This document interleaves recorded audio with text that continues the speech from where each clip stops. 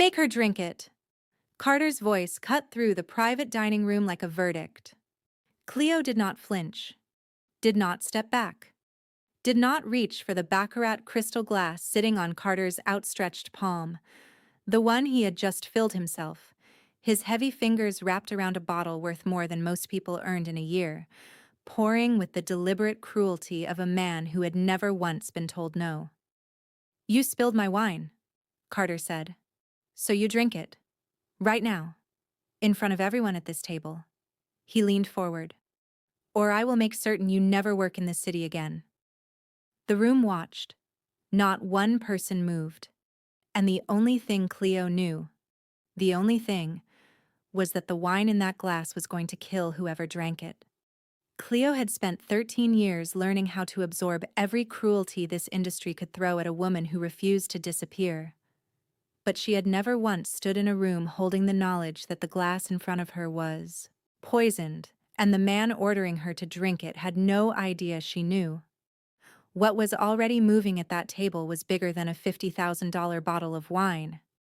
And the only person in the room who understood exactly how big had never been given a single reason to save any of the men sitting at it. Welcome to Afro Mafia romance stories. Subscribe and turn on your bell. You do not want to miss how this ends. Drop a comment and tell me where you are watching from. I would love to know how far our story reaches. Back to our story. The 1947 Chateau Cheval Blanc arrived in a wooden case lined with black velvet, the kind of presentation reserved for bottles that cost more than cars. Cleo lifted it from the case with both hands, the way you carry something irreplaceable, and set it on the decanting table under the single overhead light of the prep room. 13 years of training told her what this bottle was before she read the label. A Saint-Emilion from the greatest vintage of the British 20th century. Fewer than 200 cases still in existence. The restaurant had acquired this one through a Sotheby's auction in 2019 for $50,000. A number Cleo knew because she had written the acquisition recommendation herself.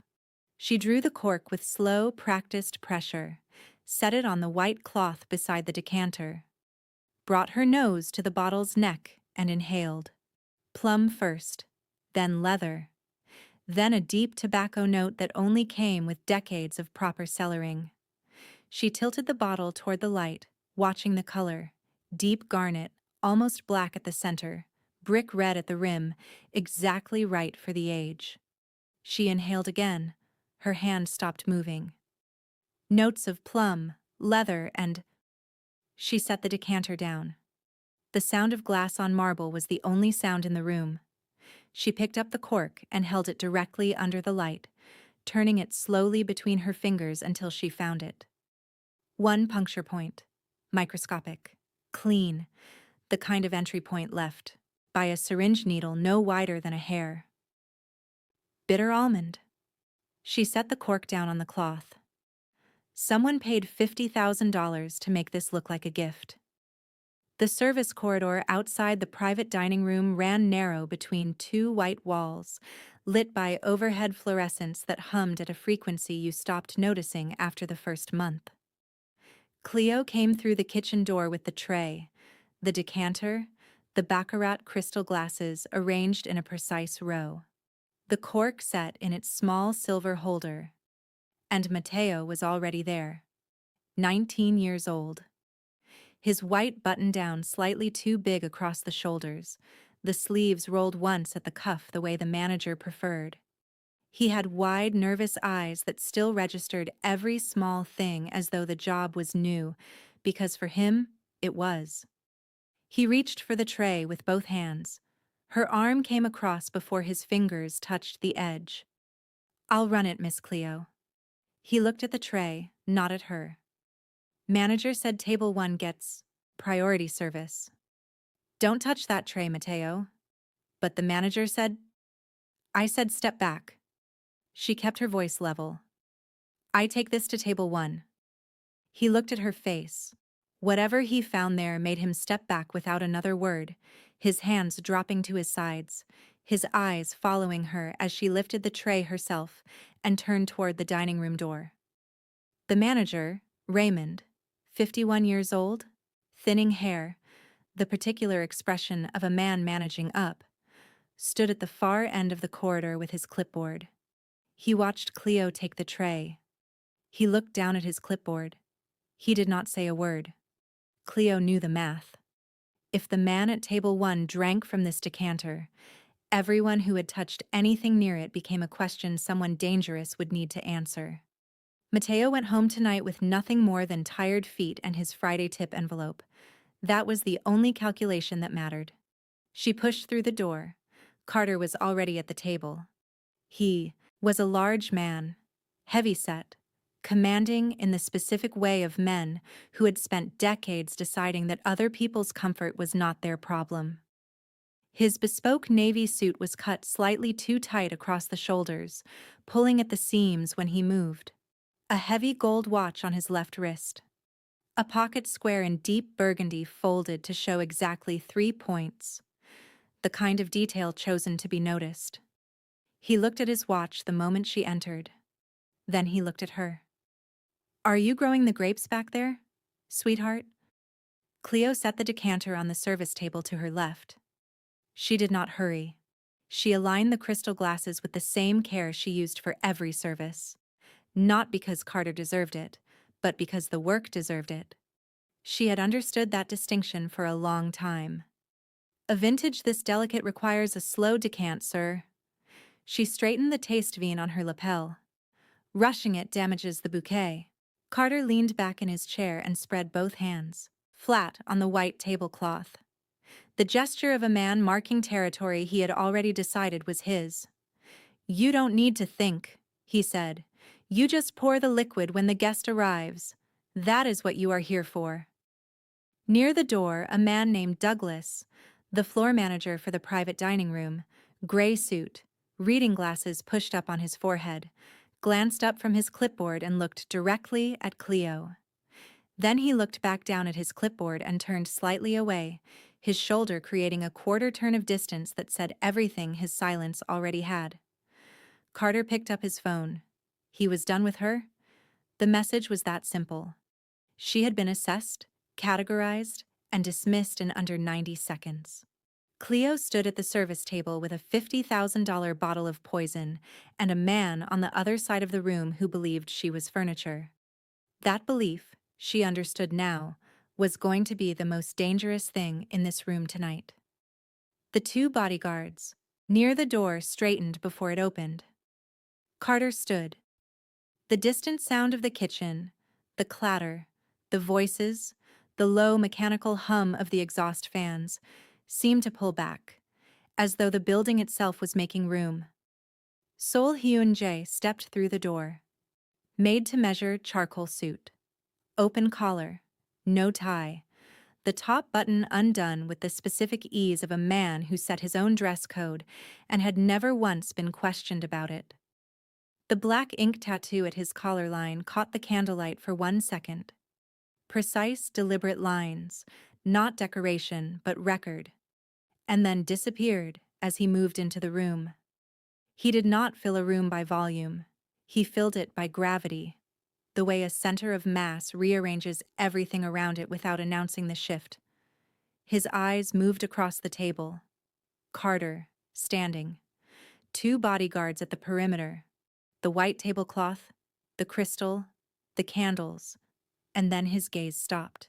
Not on Carter, on Cleo, on the woman standing at the service table with the decanter in her hands. He held that for 1 second, not long enough to mean anything to anyone watching, long enough to mean something to her. And then he crossed to his seat and sat down with the unhurried ease of a man who had never once needed to establish that he belonged somewhere. "A beautiful vintage, Carter." His voice was low and precise. He looked at the decanter without reaching for it. Carter smiled and settled back into his chair, his weight shifting with the specific satisfaction of a man whose plan was progressing on schedule. "A peace offering," he said, "to new beginnings." Sol looked back to Cleo. "Is it ready, Sommelier?" Her hand tightened once around the decanter's neck. 13 years. The placements in Lagos and London and New York, the certifications, the blind tastings, the mornings she had arrived before anyone else, and the nights she had left after the last glass was washed. Her name on the wine program at one of the 12 highest-rated restaurants in Atlanta. Everything she had built, everything she had swallowed to keep building it, all of it balanced right now against the weight of this single bottle in her hands. She could set the decanter down. She could say she needed another moment. She could find a way to delay that did not require her to be the woman standing in this room alone with this knowledge. She did not move. Not quite, sir. Across the table, Carter's hand slid below the edge of the tablecloth. A small, casual movement. The kind that meant nothing unless you were watching the right things. His fingers moved once. A signal. Small and certain. Somewhere in this room, someone was waiting for it. She poured. Slow and deliberate, the way the 1947 demanded. Tilted just enough to keep the sediment undisturbed, the deep garnet catching the candlelight as it moved from decanter to glass. Carter first. She watched the level carefully. When she reached the correct measure, she straightened the decanter and caught the lip, precise and controlled, and a single dark drop landed on the white tablecloth. Carter's palm hit the table like a gavel. She went completely still. Not because of the sound, because for 1/2 second she was not in Atlanta. She was in Lagos in 2011, 24 years old, her first placement, a white tablecloth exactly like this one, a dining room full of men who had looked through her the same way. A man who had sent back the first 3 bottles she recommended. Not because they were wrong, they were correct. She had known they were correct. And then put his hand on her shoulder and said, "Just smile and pour, sweetheart." She had smiled. She had poured. She had walked home that night and cried exactly once, sitting on the floor of her apartment with her back against the kitchen cabinet, and she had decided that was the last time. 13 years. She had kept that decision every single day for 13 years. Tonight was different. Incompetent!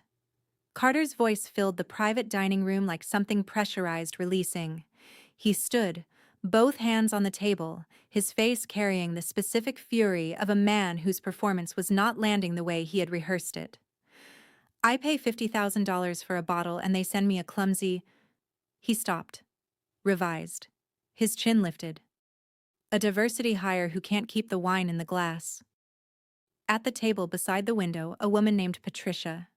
Silver hair, silk blouse, the careful stillness of someone calculating whether to speak. Looked once at Cleo, and then at her husband, whose eyes moved to Douglas near the door. Douglas looked at his clipboard. Her husband looked at his hands. The room made its choice in 3 seconds. Silence. Sol Hyun-jae had not moved, had not changed his posture by a single degree. His hands rested on the table, completely open, completely still. But his eyes had not gone to Carter when the palm hit the table. They had not gone to the stain on the tablecloth. They had not moved to the door or to the bodyguards or to anything in this room that a man managing the situation would instinctively assess. They had gone to Cleo, and they had stayed there. Carter pointed one finger at Douglas. "Get her out of this room. Send me someone who knows how to pour a drink without making a scene." Douglas's pen hovered over his clipboard. He did not move toward the door. He did not speak. The only person in the room who had not been given permission to stay was the only person in the room who knew that the $50,000 bottle of wine, sitting 18 inches from the Korean Mafia boss's right hand, was going to kill whoever drank from it first. Carter picked up the decanter himself. He filled the baccarat crystal to the rim. A full pour, not a tasting measure. The specific excess of a man making a point rather than serving wine. And he slid it across the white tablecloth toward Cleo with the flat of his palm, the way you push something at someone you have already decided is beneath you. The glass stopped 3 inches from her hands. "You want to prove you belong in this room?" Carter's voice had found its register now, loud enough for the adjacent table to hear, quiet enough to sound controlled. Drink it. Drink the drop you spilled, or I will have you blacklisted from every restaurant in this city, every hotel, every private event. He leaned forward, both forearms on the table, the gold watch catching the candlelight. You will pour wine at a diner in Decatur for the rest of your career. The room went entirely still. At the table beside the window, Patricia set down her fork. Her husband looked at the tablecloth. Douglas had stopped moving near the door. His clipboard held flat against his chest now, both arms crossed over it like a shield. Cleo looked at the glass, the deep garnet liquid, the way the candlelight moved through the crystal. $47 milliliter at acquisition cost. Every milliliter laced with something that would stop a heart in under 20 minutes. She knew the glass. She had carried it from the prep room. She had set it on this table with her own hands. And now it was sitting 3 inches from her fingers, and Carter was watching her with the absolute confidence of a man who had never once considered that she might know something he did not. She looked at Carter. Her hands did not move. "I will not drink that, sir."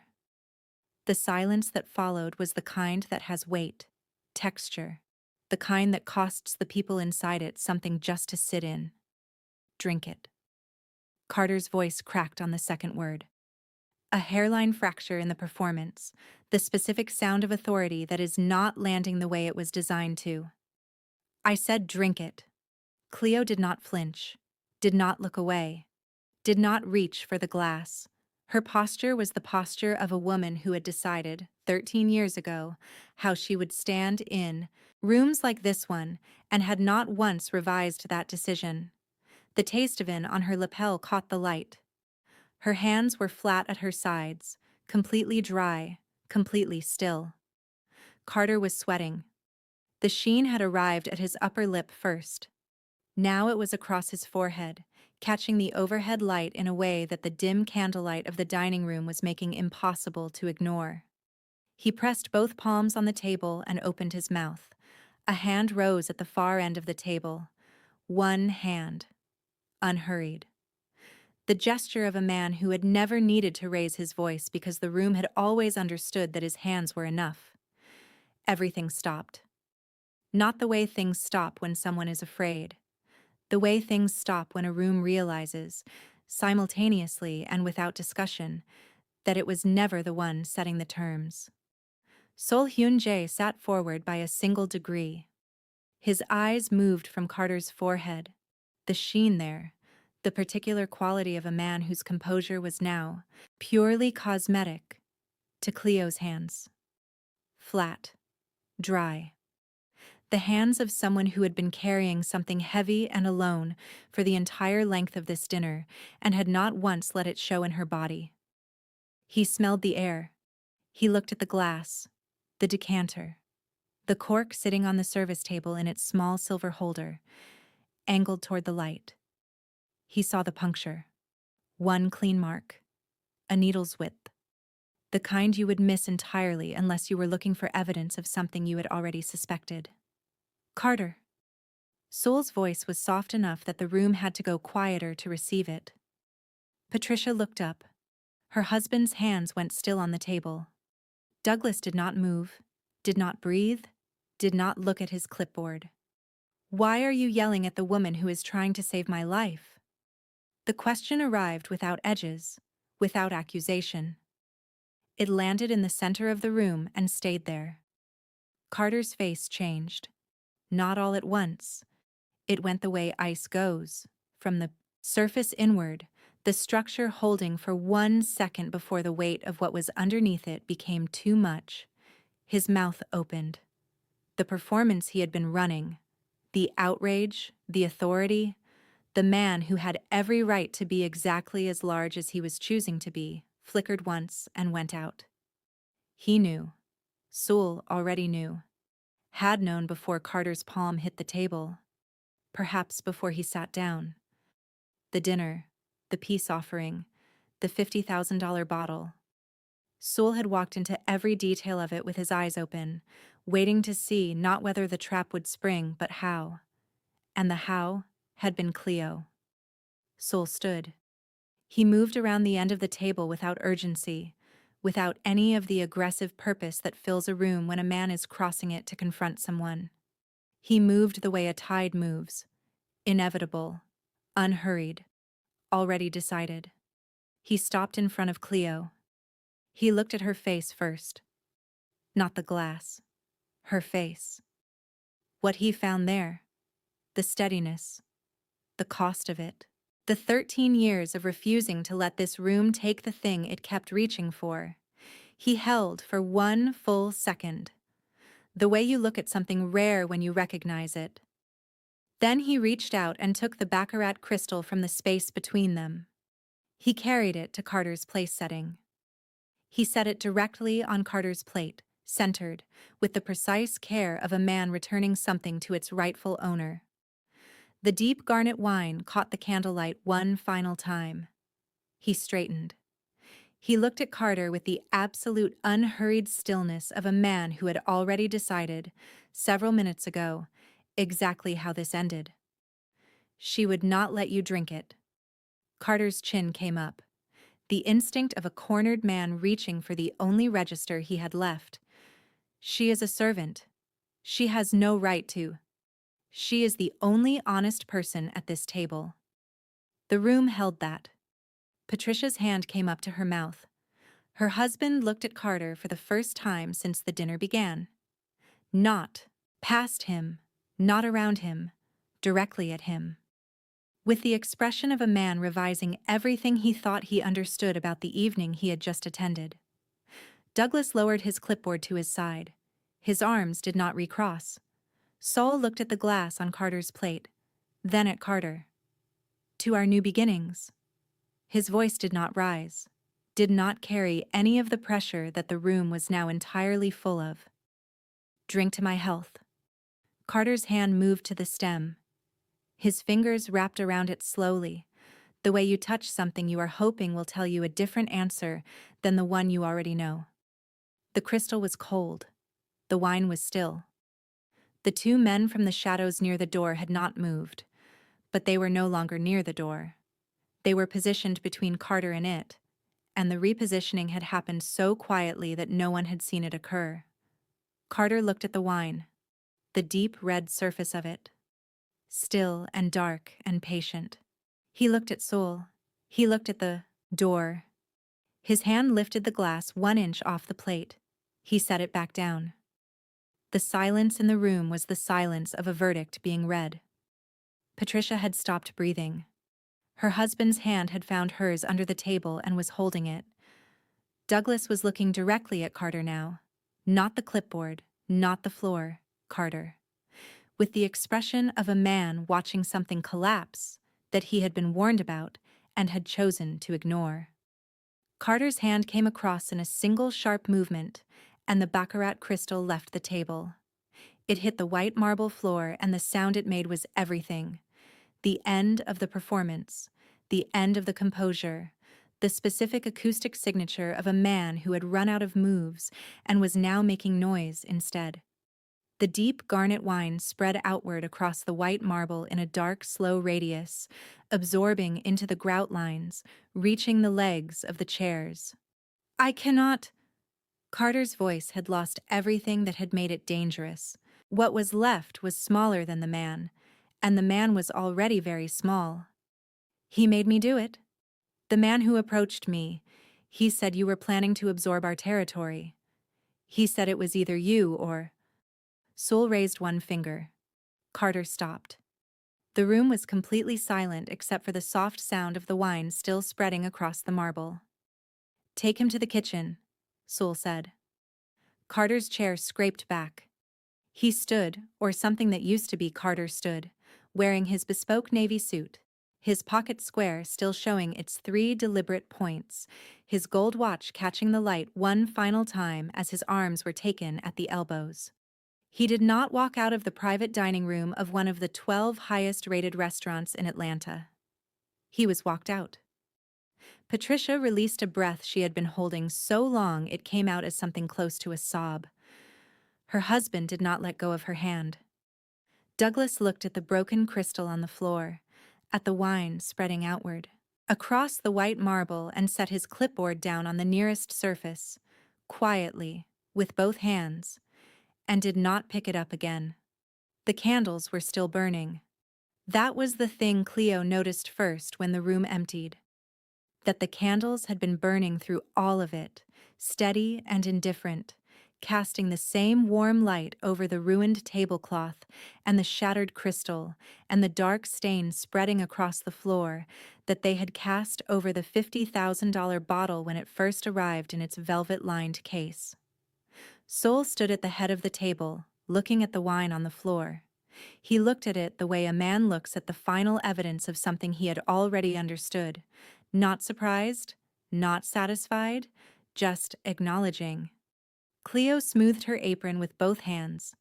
She crossed to the service table and picked up the cork from its silver holder. Held it between her fingers. The small, clean puncture mark still there, precise and permanent and damning. The same object she had held under the light in the prep room 2 hours ago, when the evening was still just a dinner, and the only thing wrong with the night was the faint smell of bitter almond rising from a $50,000 bottle. The same object. Everything it meant had changed. Bitter almond? Sol said. Cyanide derivative. Cleo set the cork back down. It masks well in a heavy Bordeaux. The tannins carry the top note and the weight of the fruit suppresses the signature. But not well enough. How long have you known? Since the decanting room. Sol looked at her.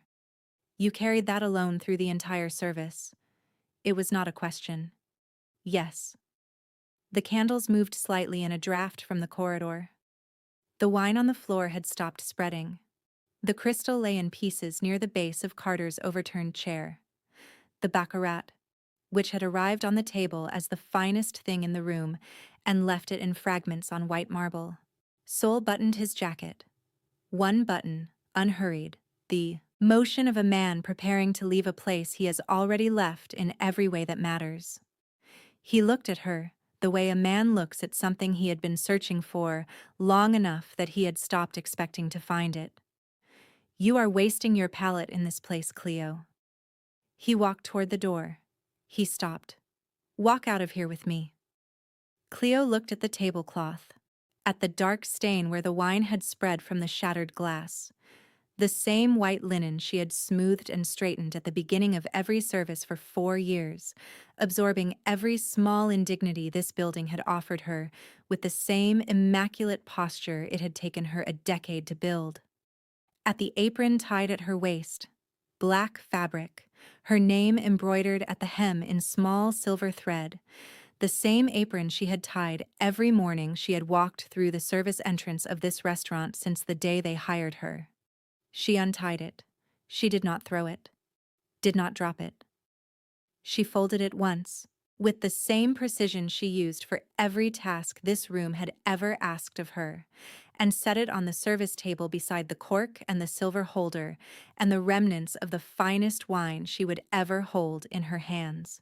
She walked out. The service corridor was empty. The fluorescent lights hummed their single frequency. Mateo's white button-down was gone from its hook by the kitchen door. He had gone home, as she had intended, with nothing more than tired feet and his Friday tip envelope. The night air hit her face when Sol pushed through the exterior door. Atlanta in the dark, the skyline, the specific quality of city air after hours inside a sealed room. She had walked in carrying something that could have killed a man. She walked out carrying nothing at all. That glass held a $50,000 bottle and a death sentence, and the only person in that room who knew both was a woman Carter had already decided didn't matter. The most dangerous thing Cleo brought to that table was never her palate. It was the decision she made in 2011 on a floor in Lagos that no room would ever take her dignity again, and that she would hold that decision even when holding it cost her everything. If you have ever been the most capable person in a room that refused to see you, subscribe. Turn on your bell. Because this channel was built for you, and there are more stories where this one came from. Tell me which moment stopped you cold. Was it when Cleo refused to drink? When Soul said she was the only honest person at the table? Or when she folded that apron and set it down like the period at the end of a sentence she had been writing for 13 years? Drop it in the comments. Just tell me which one. I read every single one. Share this with someone who has spent too long being invisible in rooms that needed them.